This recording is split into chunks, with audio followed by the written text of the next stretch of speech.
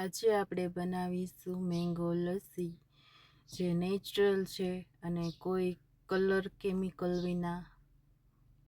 મેં કેસર કેરી લીધી છે એક, અને એને આપણે તમે જોઈ શકો છો કે ડીટીયાનો ભાગ છે આપણે કાઢી અને સરસ એવી છાલ ઉખેડી લેવાની છે. તમે જોઈ શકો છો કે આવી રીતે સરસ આપણે છાલ ઉખેડી લેવાની છે. અને આ આપણે લચ્છી છે આપણા ઘરના રહેલી વસ્તુમાંથી જ બનાવશું. અને આવી રીતે આપણે કેરીને ચીર કરી લેવાની છે. તમે જોઈ શકો છો કે એટલે ગોટલીનો ભાગ હોય એમાં આપણે રૂછડા હોય, એટલે એ આપણી કેરીની ચીરમાં એ રૂછા નહીં આવે. એટલે તમે આવી રીતે જરૂરથી સમારજો ઘરે. તમે જોઈ શકો છો કે આપણે ઊભા કટ સરસ કરી લીધા છે કેરીમાં, અને ત્યાર પછી હવે આપણે આવી રીતે આડા કટ કરવાના છે. એટલે સરસ આપણે કટકા થઈ જશે અને પીસ બની જશે. અને ત્યાર પછી ગોટલીનું જે રૂછા હોય એ આવી રીતે કટકામાં નહીં આવે. તમે જોઈ શકો છો કે સરસ એવા સમારાઈ જશે આપણી કેરી.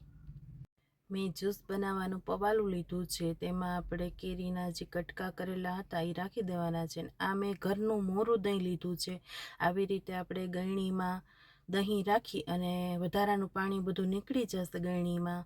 ત્યાર પછી આપણે 2 થી 3 ચમચી ખાંડ નાખીશું. તમને ટેસ્ટમાં જેટલું ગળ્યું ભાવતું હોય એટલું તમે નાખી શકો છો ખાંડ. હવે આપણે મિક્સરમાં જ્યુસ બનાવી લેશું. મિક્સરમાં આપણે ફેરવી લીધું છે ને આપણે દહીં નાખી દઈશું. આપણું સરસ કોરું દહીં થઈ ગયું છે. મિક્સરમાં ફેરવી લેશું ને આપણી લચ્છી તૈયાર છે. તો મેં અહીંયા એક ગ્લાસ લીધો છે, એમાં 4 થી 5 બરફ નાખ્યા છે. અને ત્યાર પછી આપણે લચ્છી નાખશું. તમે જોઈ શકો છો કે સરસ આપણી લચ્છી બનીને તૈયાર થઈ ગઈ છે. તો તમે તમારા ઘરે આવી રીતે જરૂરથી ટ્રાય કરજો. મેં અહીંયા થોડા કેરીના કટકા ઉપરથી ઉમેર્યા છે. બહુ જ સરસ લાગે છે. તમે જોઈ શકો છો આપણી લચ્છી તૈયાર છે, કોઈ કલર કેમિકલ વિના, અને સરસ ટેસ્ટી એવી બની ગઈ છે. તો તમે તમારા ઘરે આ રેસીપી જરૂરથી ટ્રાય કરજો. તમને મારો વિડીયો પસંદ આવ્યો હોય તો લાઇક, શેર અને સબસ્ક્રાઈબ કરી